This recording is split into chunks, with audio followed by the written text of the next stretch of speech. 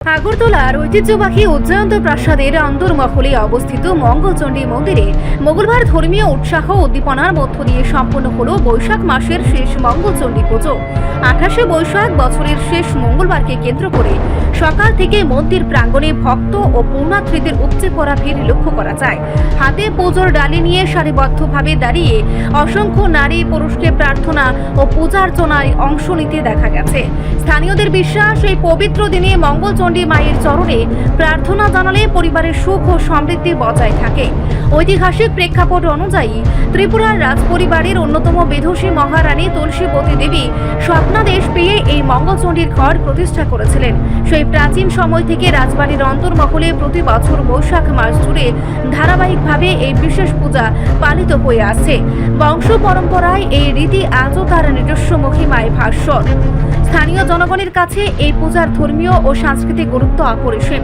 প্রতি বছর বৈশাখ মাসের প্রতিটি মঙ্গলবারে ভক্তদের সমাগম করেও শেষ মঙ্গলবারকে কেন্দ্র করে উন্মাদনা থাকে তুঙ্গে। ধর্মীয় প্রার্থনা মেনে পুজোর পাশাপাশি প্রসাদ বিতরণের মাধ্যমে দিনটি উদযাপন করা হয়। রাজকীয় আভিজাত্য আর সাধারণ মানুষের ভক্তির মেলবন্ধনে উজ্জয়ন্ত প্রাসাদের এই মঙ্গলচণ্ডী মন্দির প্রাঙ্গণটি এদিন এক মিলন মেলায় পরিণত হয়।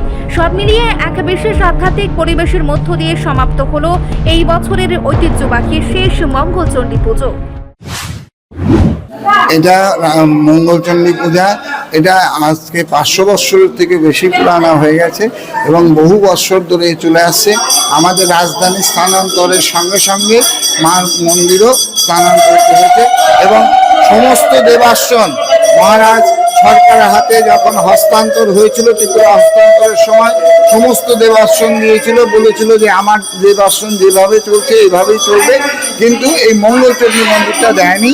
উনি ওটাকে নিজের হিসেবে রেখে দিয়েছিলেন এবং আমাদের স্বর্গীয় মহারাজ কিরিট বিক্রম এবং আমাদের রাজমাতা বিভূদেবী দেবী ওনারা এটা পাবলিক ঢোকার জন্য অনুমতি দিয়েছেন এবং এরপর থেকে পাবলিক এখানে আসতে পারে। এর আগে পাবলিক এই অন্দরমহলে আসার নিয়ম ছিল না।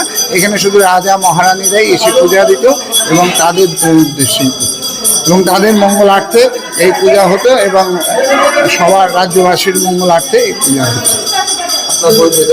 আমার পরিচয় রাজ পণ্ডিত সমু ভট্টাচার্য, রাজকীয় ব্যবস্থা। রিপোর্ট সংবাদ প্রতীক্ষা।